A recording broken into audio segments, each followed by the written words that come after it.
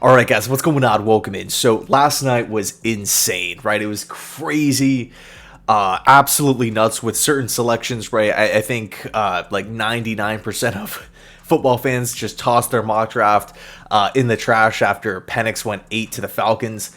I felt like, oh my gosh, like there's still so many things that I have to wrap my head around, but the New York Jets walk away with my guy, Olu Fashanu from Penn State, left tackle.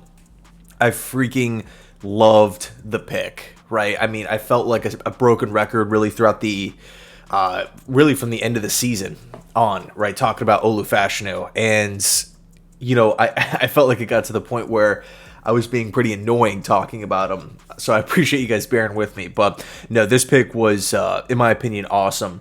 And here's the reality, too. If the Jets went with Brock Bowers, that would have been an awesome pick. If the Jets would have traded back some more, that would have been awesome.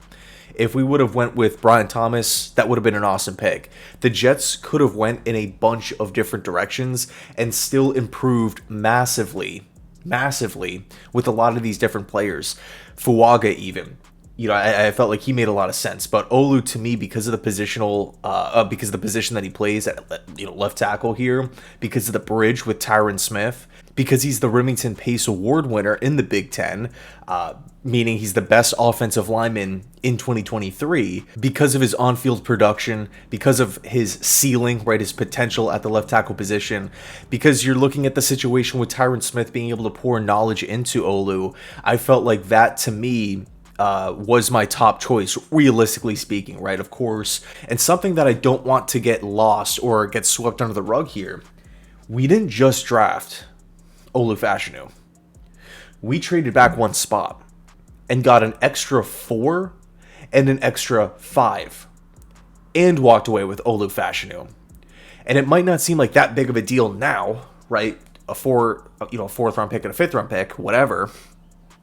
But when those picks are on the clock, later on tomorrow when we're watching day 3, and the New York Jets, the chime comes in, the pick is in, what have you, it's going to be really nice to add 2 more players to this rookie class. And as we all know, first of all, for me, I really like the Jets, like the construction of this Jets roster. The starting unit, I think, is great. But I do have a lot of concerns about the depth.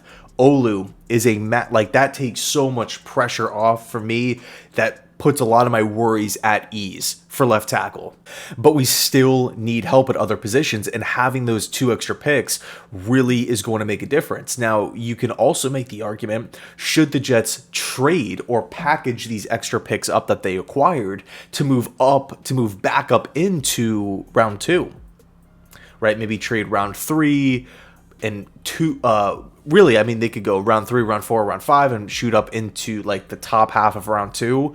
You can, or maybe bottom half, maybe mid round 2, or you can say, all right, well, if you want to come to the top of round 2, you can maybe do their 3rd round pick, 2 fourths, and a future to jump into like the top 10 of the 2nd round to go snag a wide receiver. And you take a look at the wide receivers on the board here, it is freaking insane. They got Adonai Mitchell, they got Troy Franklin, Keon Coleman, McConkey, and then if you want to look towards like maybe the later rounds, Roman Wilson still on the board, Malachi Corley, Tez Walker, Jamari Thrash, Brandon Rice. There's so many options at wide receiver still. A lot of guys that would make sense for this Jets team. I like Johnny Wilson, but I don't think the Jets will take him. 6'7" receiver from Florida State. The point is, though, whether the Jets hang on to their picks or they want to trade up, package them, and move up for a wide receiver, that is cool with me. I am totally cool with either direction that the Jets want to go down.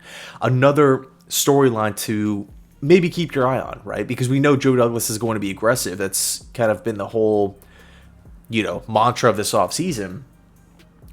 The 49ers just drafted Ricky Pearsall last night at 31, a wide receiver with a similar skill set to the receivers that they already have on the roster. Somebody who's going to be coming in on a cheap rookie deal with that 5th-year extension. They have Deebo Samuel locked up on a big deal. There's trade rumors with Brandon Ayuk. Does Brandon Ayuk come into play? Does Brandon Ayuk come into play as a potential trade option for the New York Jets?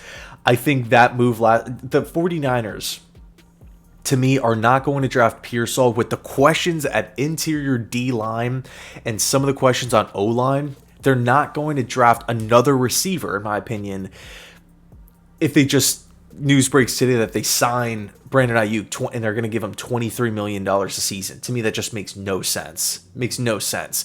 Now, you can also say, well, they could re-up Brandon Ayuk and trade Deebo Samuel, the guy that's already paid, which I guess could work. But is that something that, we should keep our eye on here? All right, potentially a Brandon Ayuk trade. But do you want the Jets to trade up? Do you want the Jets to just hang pat and pick extra players for this class?